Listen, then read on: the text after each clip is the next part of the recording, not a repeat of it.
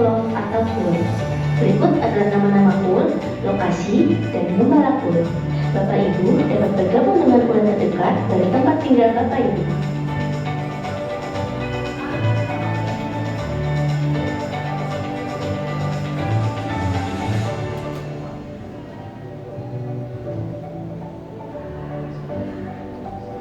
Untuk informasi lengkapnya, dapat menghubungi nomor berikut.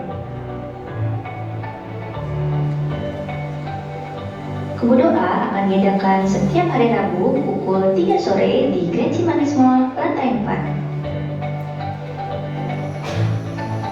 Worship and prayer akan diadakan secara onsite di Grand Cimanggis Mall, lantai 4 pada hari Sabtu 26 Oktober 2024 jam 11 siang.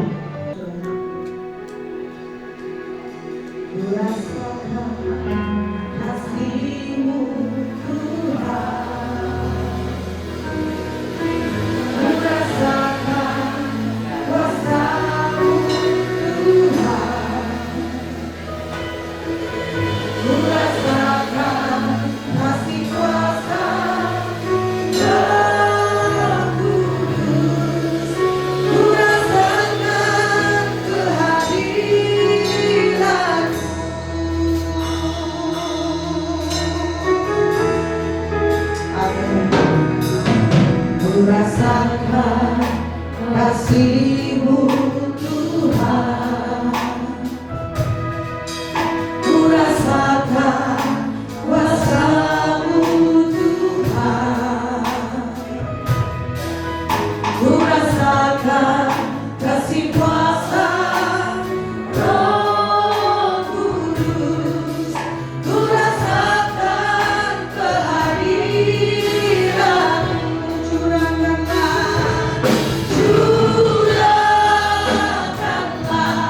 kuasa-Mu Tuhan, mujizat terjadi di tempat ini.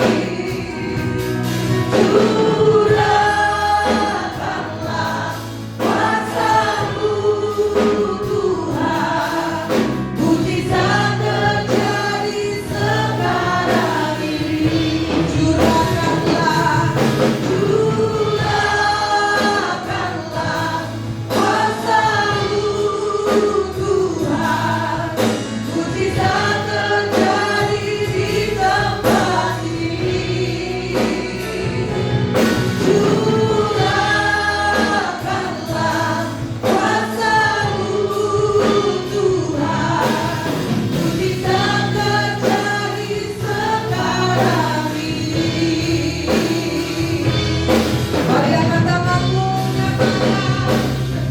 Curahkanlah kuasa-Mu Tuhan, mujizat terjadi di tempat ini.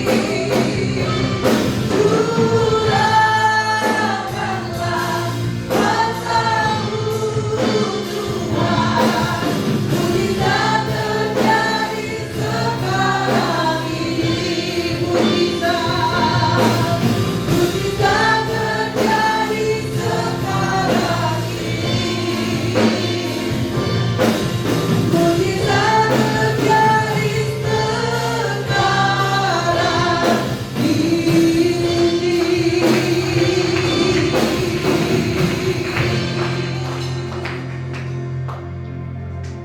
Bapa di surga, apa yang baru kami naikkan kepada Tuhan bukan datang dengan pikiran kami sebagai manusia biasa, tetapi manusia roh kami yang berseru-seru kepada Tuhan, berharap supaya Tuhan mencurahkan kuasa Tuhan hari ini di tempat ini, supaya mujizat Tuhan nyata bagi kami semua. Yang jahat bisa berbalik dari jalannya yang salah, sehingga kami boleh punya kesempatan untuk berubah, supaya kami punya kesempatan untuk bertobat. Selagi Tuhan masih memberi kami kesempatan untuk hidup, biarlah apa yang kami punya, apa yang ada pada kami, boleh kami persembahkan untuk hormat dan kemuliaan nama Tuhan. selagi masih ada kesempatan. Kami tahu Bapa, kami tidak berkuasa atas hidup kami sendiri. Oleh sebab itu, selagi masih ada kesempatan, biarlah kami berubah dan izinkanlah kami berbuah, dan buah yang kami hasilkan lebat dinikmati oleh orang banyak, dan nama Tuhan sekali lagi dipermuliakan lewat hidup kami. Bapa, kami percaya bahwa kuasa Tuhan yang disampaikan melalui hamba-Mu tidak terbatas jarak, tidak terbatas dinding. Maka ketika hamba-Mu berbicara, kalau Tuhan dapati hati yang bersungguh-sungguh untuk mendengar, untuk melakukan apa yang kami dengar pagi hari ini, maka pasti Tuhan membuat kami berbalik dari jalan kami yang salah. Terima kasih ya Bapa, kami siapkan hati, kami siapkan pikiran, kami siapkan tubuh, jiwa, dan roh kami untuk diberkati dengan kebenaran firman-Mu. Biarlah firman-Mu mengerjakan sesuatu yang baik dalam hidup kami. Terpujilah Bapa dari kekal sampai kekal. Haleluya. Amin. Silakan duduk Bapak Ibu Saudara, kita akan mendengarkan pesan kebala dari Bapak.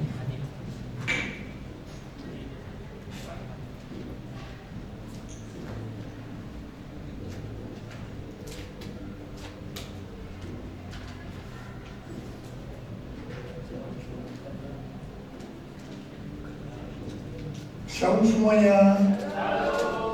Pada tanggal 23 sampai 25 Oktober 2024 di Clifton, Tennessee akan diadakan Simposium Pentakosta ketiga. Simposium adalah pertemuan beberapa pembicara ahli yang menyampaikan uraian singkat tentang topik tertentu atau tentang beberapa aspek dari topik yang sama. Jadi Simposium Pentakosta ketiga ini artinya hanya membicarakan Pentakosta ketiga. Acara ini diselenggarakan sebagai kolaborasi dari GBI, Jalan Jenderal Gatot Subroto, Church of God yang diwakili Pentecostal Theological Seminary atau PTS, Lee University, dan North Clifton Church of God, dan beberapa sinode Pentekostal lainnya. Bagi saya, hal ini merupakan suatu surprise, kejutan, mengingat selama ini banyak terjadi perdebatan mengenai Pentakosta ketiga, terutama di Indonesia. Hal ini memang sesuai dengan yang dikatakan oleh Tuhan Yesus dalam Yohanes 4 ayat 44, bahwa seorang nabi tidak dihormati di kampung halamannya sendiri. Wow. Mike Baker, Presiden Pentecostal Theological Seminary, bersaksi bahwa ketika pertama kali mendengar tentang Pentakosta ketiga, dia berkata, apa itu? Tapi tidak lama kemudian, Tuhan mentransformasi pikiran dan hatinya, sehingga Mike Baker lah yang Tuhan pakai untuk menyelenggarakan Simposium Pentakosta ketiga. Saya sempat ditegur Tuhan, karena Mike Baker lebih berapi-api dibanding saya. Padahal saya yang Tuhan tunjuk sebagai messenger Pentakosta ketiga. Justru Simposium Pentakosta ketiga Tuhan tunjuk di Amerika, sesuai dengan yang dinubuatkan oleh Cindy Jacob pada acara Empower 21 Asia tahun 2018 di SICC. Dia bernubuat bahwa gerakan Pentakosta ketiga ini dari timur ke barat dan akan kembali ke Yerusalem. Barat yang dimaksudkan adalah Amerika. Dari Amerika lah gerakan Pentakosta ketiga akan menyebar ke seluruh dunia. Jadi sekarang yang ada di Amerika tentang Pentakosta ketiga, selain dari Simposium Pentakosta ketiga, adalah the Nico Nyotoraharjo Chair for the Restoration of the Tabernacle of David yang didirikan oleh Pentecostal Theological Seminary. Ini merupakan cikal bakal Pentakosta ketiga. Dan yang kedua, plakat ketiga tentang Pentakosta ketiga yang terdapat di lobi asrama Nico Nyotoraharjo Hall, Oral Roberts University di Tulsa, Oklahoma. Dan yang ketiga, Third Pentecost Azusa Street Prayer Tower di Los Angeles. Yang keempat, the Third Pentecost Channel di Spirit Network dari Pentecostal Theological Seminary. Dan yang kelima, sedang dikerjakan Niko Nyoto Raharjo Prayer Center di Gedung Pusat Church of God di Cleveland, Tennessee. Ini adalah menara doa pusat untuk Church of God. Church of God berusia 138 tahun dan berada di 194 negara dengan jumlah jemaat sekitar 8,3 juta orang. Ruangan yang dipakai adalah tempat yang biasa dipakai bersidang oleh Executive Council, yaitu Executive Committee dan Council of Victim. Ini tempat yang bisa dikatakan eksklusif, tetapi sekarang dipersembahkan untuk menara doa. Pada waktu sidang Executive Council tanggal 18 September 2024 yang lalu, dalam rekaman saya diminta untuk berkata bahwa hari ini adalah hari yang berbahagia dan bersejarah. Karena hari ini ruang Executive Council dipakai untuk terakhir kalinya. Sebab selanjutnya akan dibuat Niko Nyoto Raharjo Prayer Center.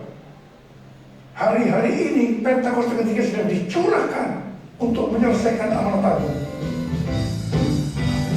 Api Pentakosta menyala, api Pentakosta menyala, api, api, api, api, api, api Pentakosta ketiga, api Pentakosta ketiga, api Pentakosta ketiga. Awal tahun 2009, Tuhan berbicara sangat serius kepada saya. Aku datang segera. Aku datang segera. Dengan gemetar saya bertanya, apa yang akan Tuhan kerjakan? Dan apa yang harus saya lakukan? Baru pertengahan tahun 2009, Tuhan menjawab, aku akan mencurahkan rohku. Pada saat roh kudus dicurahkan, akan terjadi seperti yang tertulis dalam Yoel 2 ayat 28 sampai dengan 32. Akan ada 3 tanda yang terjadi. Tanda pertama sesuai dengan Yoel 2 ayat 28 dan 29. Maka anak-anak, pemuda, orang tua akan dipakai Tuhan secara luar biasa. Haleluya. Tanda yang kedua sesuai dengan Yoel 2 ayat 30. Maka mujizat akan terjadi luar biasa. Tapi tanda yang ketiga, sesuai dengan Yoel 2 ayat 31, akan terjadi goncangan yang luar biasa. Dengan adanya 3 tanda ini, maka Yoel 2 ayat 32 akan digenapi. Yaitu akan banyak orang yang berseru pada nama Tuhan. Dan mereka yang berseru akan diselamatkan. Akan terjadi penuaian jiwa besar-besaran.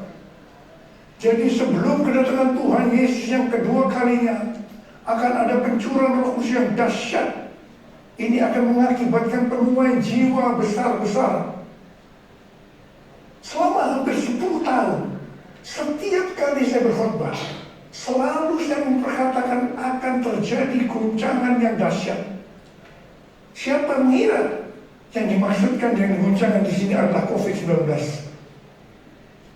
Pada acara Empower 21 Asia di SICC tahun 2013, Tuhan memberi nama pencurahan Roh Kudus yang terjadi sekarang ini sebagai Pentakosta ketiga. Definisi Pentakosta ketiga ada 5, yaitu yang pertama, Pentakosta ketiga adalah pencurahan Roh Kudus yang dahsyat di zaman ini, melebihi yang terjadi di Azusa Street. Yang kedua, Pentakosta ketiga akan mengakibatkan penuaian jiwa yang terbesar dan yang terakhir sebelum Tuhan Yesus datang kembali. Dan yang ketiga, Pentakosta ketiga akan membangkitkan generasi Yeremia, yaitu anak-anak muda yang dipenuhi Roh Kudus, cinta mati-matian kepada Tuhan Yesus, tidak kompromi terhadap dosa, dan akan bergerak untuk memenangkan jiwa. Dan yang keempat, Pentakosta ketiga lahir di Indonesia dan bergerak ke bangsa-bangsa. Gerakan ini dari timur ke barat dan kembali ke Yerusalem. Dan yang kelima, Pentakosta ketiga akan memberikan kuasa untuk menyelesaikan amanat agung. Dan setelah itu Tuhan Yesus datang kembali. Definisi Pentakosta ketiga ini bukan saya yang mendapatkan, tetapi saya hanya menyusun atau menyimpulkan pasal-pasal nubuatan atau penglihatan dari hamba-hamba Tuhan menjadi satu kesatuan yang namanya Pentakosta ketiga. Bagian saya adalah Tuhan berkata bahwa menjelang kedatangannya untuk kali yang kedua, Tuhan akan mencurahkan Roh Kudus yang mengakibatkan terjadi penuaian jiwa yang besar. Nama pencurahan Roh Kudus itu adalah Pentakosta ketiga. Definisi pertama dan kedua dari Pentakosta ketiga ini nubuatan dari William Seymour, hamba Tuhan yang dipakai dalam Azusa Street Revival. Definisi ketiga ini penglihatan dari Pastor Russell Evans dari Planet Shakers, Melbourne. Definisi keempat adalah nubuatan dari St. Jacob. Dan definisi kelima dari Dr. Tim Hale yang saat itu menjabat sebagai General Overseers atau Ketua Umum Church of God. Pencurahan Roh Kudus yang dahsyat yang terjadi hari-hari ini namanya adalah Pentakosta ketiga. Pentakosta pertama terjadi di kamar loteng Yerusalem sekitar 2000 tahun yang lalu. Pentakosta kedua adalah pencurahan Roh Kudus yang terjadi di Azusa Street Revival. Apakah Pentakosta ketiga merupakan istilah yang valid? Jawabannya ya, valid. Sebab sebelum muncul istilah Pentakosta ketiga, istilah Pentakosta pertama dan Pentakosta kedua telah disebutkan oleh para tokoh kegerakan Pentakosta.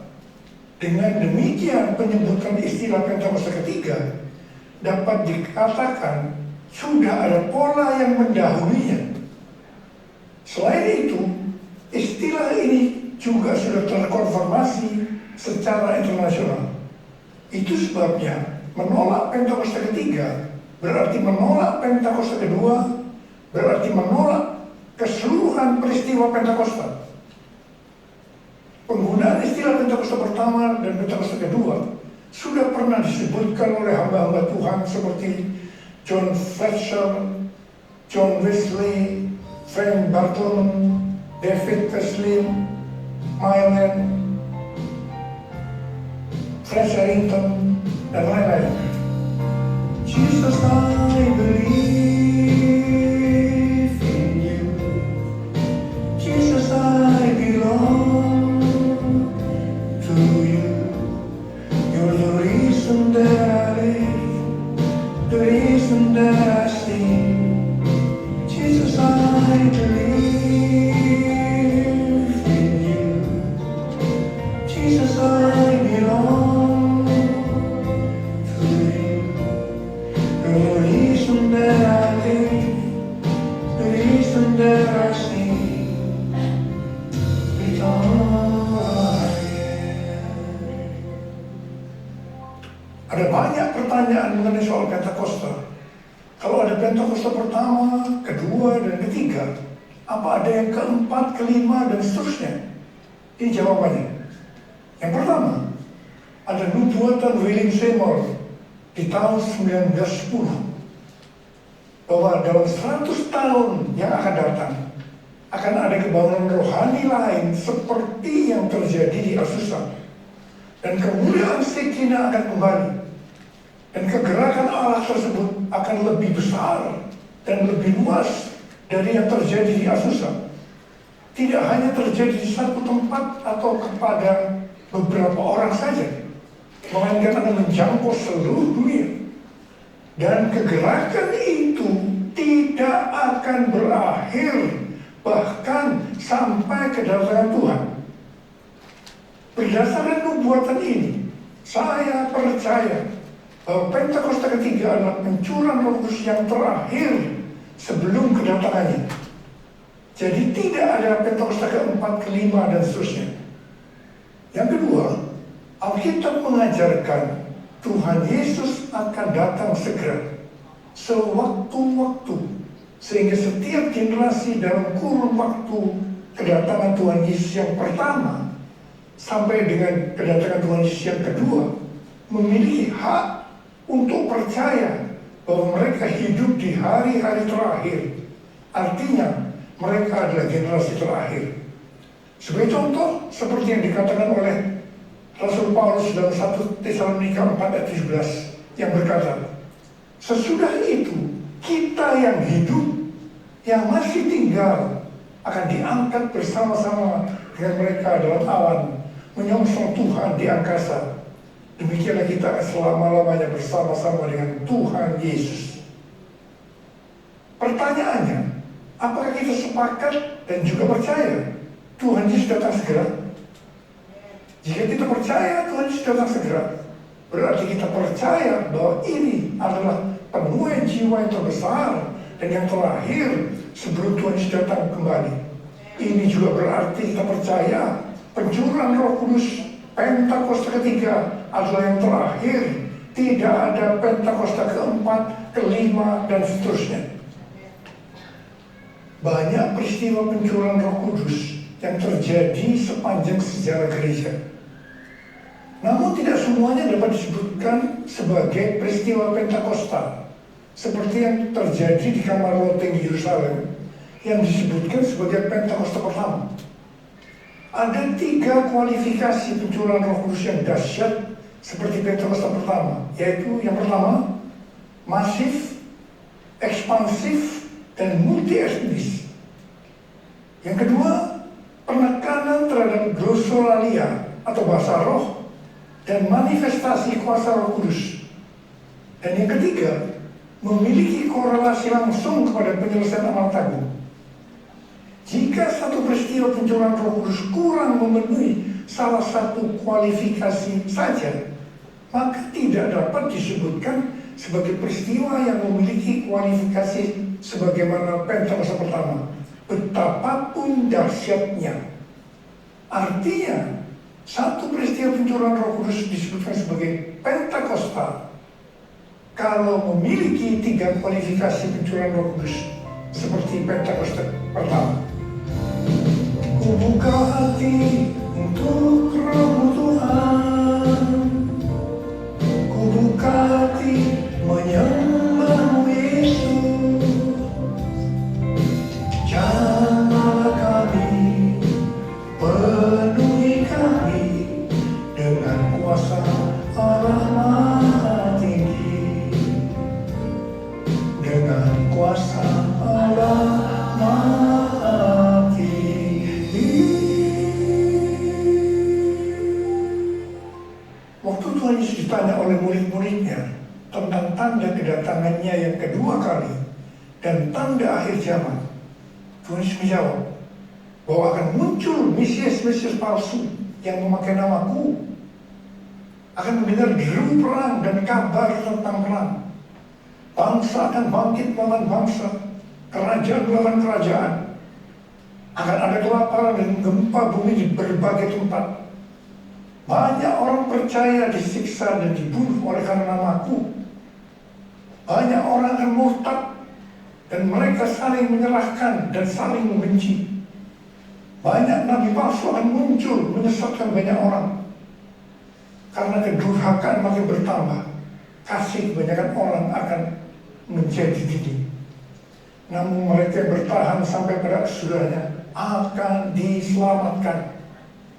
Selain itu, Tuhan Yesus menjawab dari Matius 24 ayat 14 yang berkata, Injil kerajaan ini akan diberitakan di seluruh dunia menjadi kesaksian bagi semua bangsa. Sesudah itu barulah tiba kesudahannya. Jadi kalau Injil kerajaan sudah diberitakan di seluruh dunia menjadi kesaksian bagi semua bangsa, atau dengan kata lain, kalau amanat agung selesai, maka Tuhan Yesus akan datang untuk kedua kalinya. Kita diingatkan bahwa tugas utama sebagai orang percaya adalah menyelesaikan amal tanggung. Hal itu sesuai dengan yang dikatakan oleh Tuhan Yesus kepada murid-muridnya sebelum naik ke surga. Dalam Matius 28 ayat 19 dan 20. Karena itu pergilah, jadikan semua bangsa muridku, dan baptislah mereka dalam nama Bapa dan Anak dan Roh Kudus, dan ajarlah mereka melakukan segala sesuatu yang telah kuperintahkan kepadamu. Ketahuilah, aku menyertai kamu senantiasa sampai akhir zaman. Ini adalah amanat agung Tuhan Yesus. Untuk menyelesaikan amanat agung tidak bisa dengan kepala sendiri, tetapi hanya dengan kuasa Roh Kudus. Karena itu pesan terakhir Tuhan Yesus sebelum naik ke surga kepada murid-muridnya juga artinya kepada kita yang menjadi murid Kristus. Dalam Kisah Para Rasul 1 ayat 8 yang berkata, tetapi kamu akan menerima kuasa kalau Roh Kudus turun ke atas kamu, dan kamu menjadi saksiku di Yerusalem dan di seluruh Yudea dan Samaria dan sampai ke ujung bumi. Setelah itu Tuhan Yesus naik ke surga.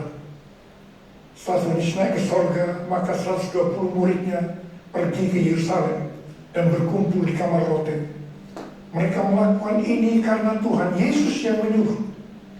Tuhan Yesus berkata, kamu jangan meninggalkan Yerusalem sebelum kamu diperlengkapi dengan kuasa dari tempat tinggi.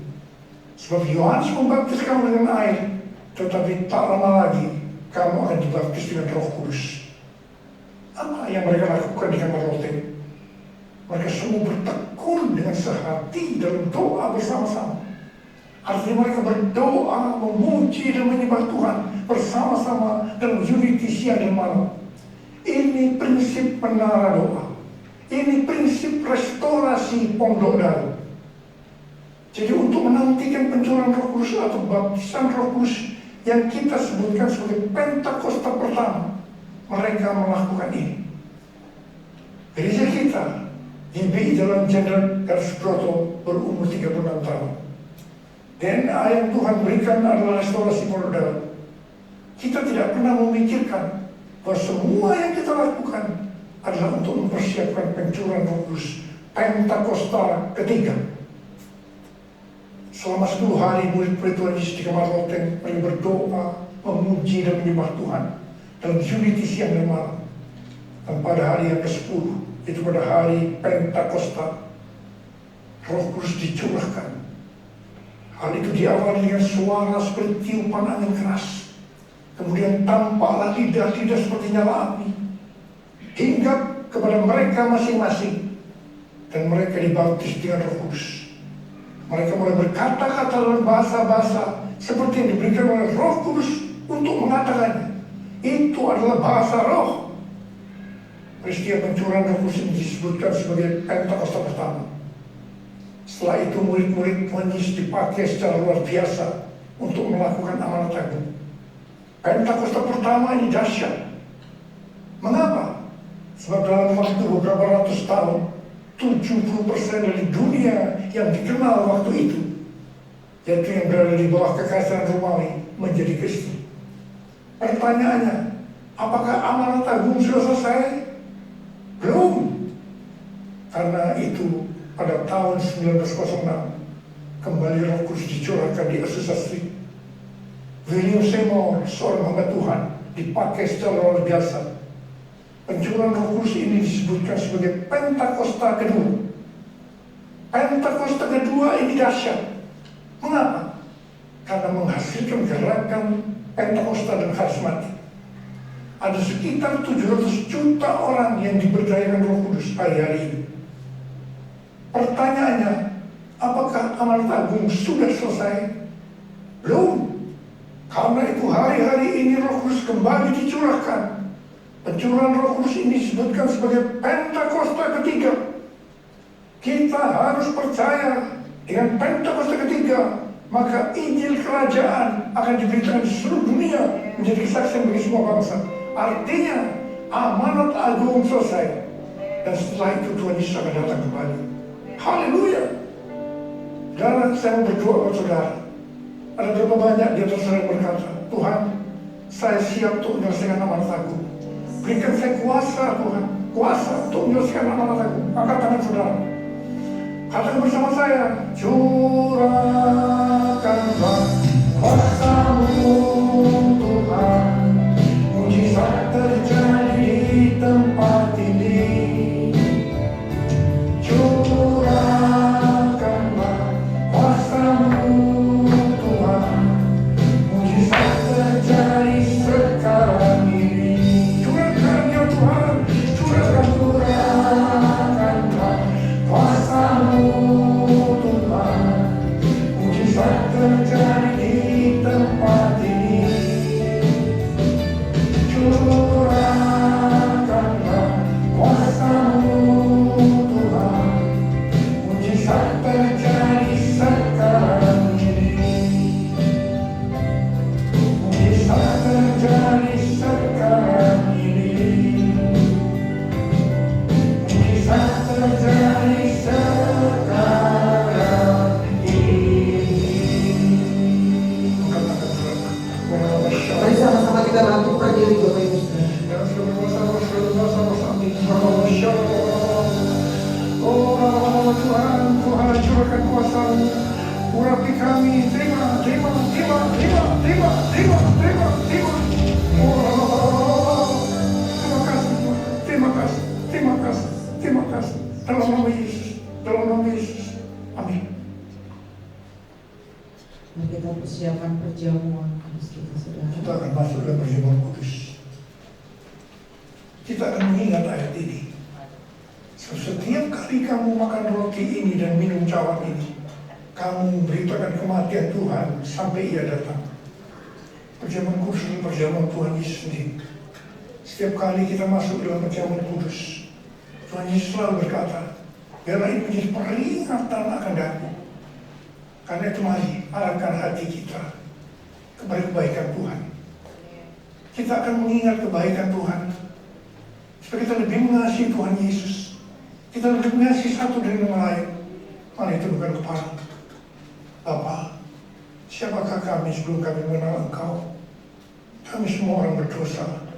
Upah dosa adalah maut, mati. Tetapi Engkau yang tidak berdosa telah dijadikan dosa oleh karena kami.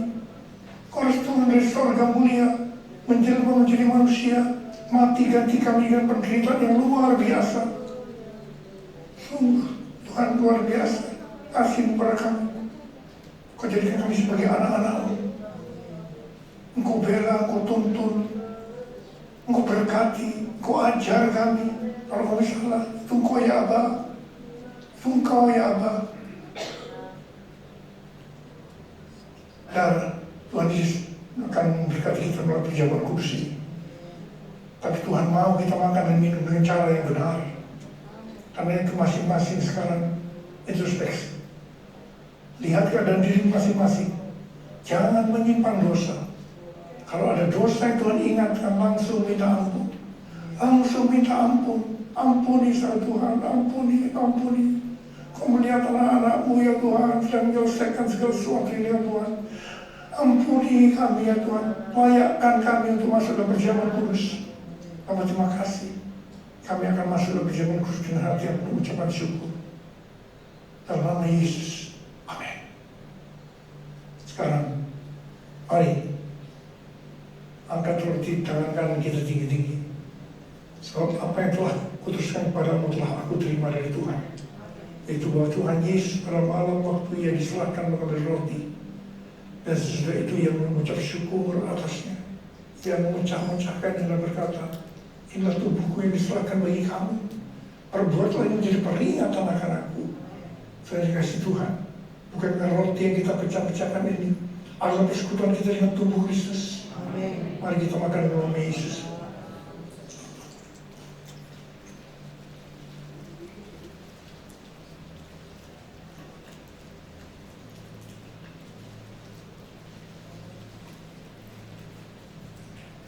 Angkat cawan di tangan kanan kita tinggi-tinggi. Mungkin juga yang mengambil cawan sudah makan lalu berkata, cawan ini adalah perjanjian baru yang dimeteraikan oleh darahku. Perbuatlah ini setiap kali kamu meminumnya menjadi peringatan akan aku. Sudah kasih Tuhan, bukan kata ucapan syukur. Yang atas yang kita ucapkan syukur adalah persekutuan kita dengan darah Yesus. Mari kita minum dalam nama Yesus.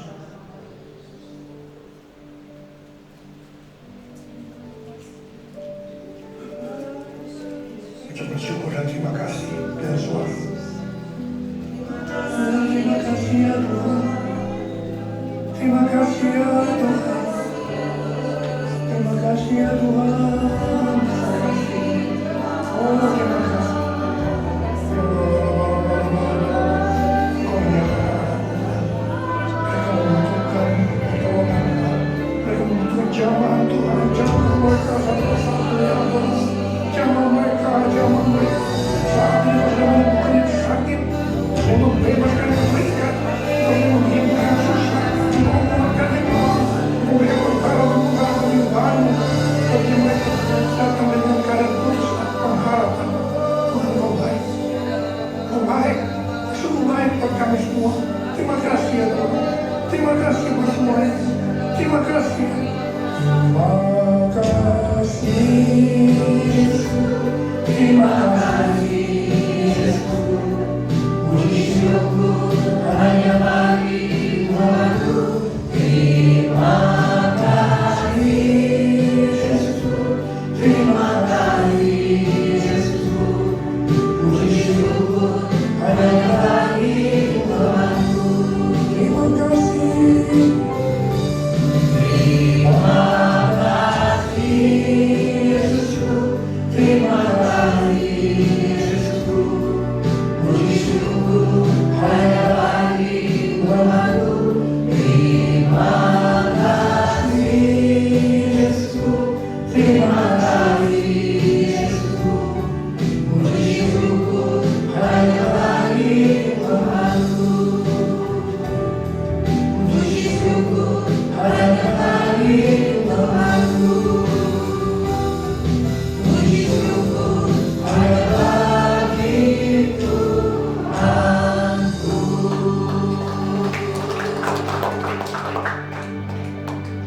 Puji nama Tuhan. Ucap syukur buat firman dan perjamuan-Mu ya Bapa. Terima kasih Tuhan. Kami diberkati di dalam nama Tuhan Yesus Kristus. Haleluya. Amin. El Shaddai, El Shaddai, Allah Maha Kuasa, Ya besar, Ya besar, El Shaddai mulia. El Shaddai, El Shaddai.